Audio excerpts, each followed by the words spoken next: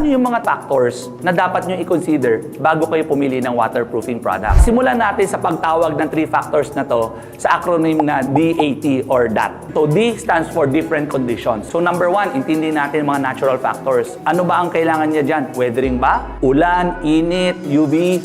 Number 2, kailangan din natin intindihin ang structural factors.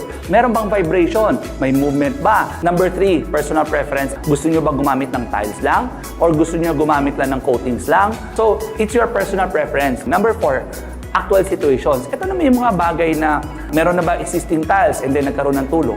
Or pwede ka ba mag-waterproof from the positive side? O kailangan sa negative side ka mag-waterproof? Under naman sa acronym na letter A, ito naman yung ability ng waterproofing product natin. Pag-usapan natin, example, yung flexible cementitious. Maganda ang flexible cementitious, meron lang siyang mga limitations. So, hindi maganda sa mga foot traffic. Ayan. So, kailangan mo pa mag-tapping. Hindi rin siya maganda na naka-expose dahil hindi rin ganun kaganda ang kanyang UV resistance. Another example pa ng isang material is that yung crystalline capillary. Napakaganda na to block negative pressures. Ayan. So, meaning, hindi mo kaya mag-waterproof sa labas at gusto mo lang mag-waterproof sa loob. Ang downside naman niya, hindi namin siya nire-recommend para sa mga matataas na structures kasi mahina ang kanyang flexibility. Number 3, letter T naman. These are time, cost, labor, and convenience. Kailangan natin i-consider. Possible, ito nga material, pero practical ba?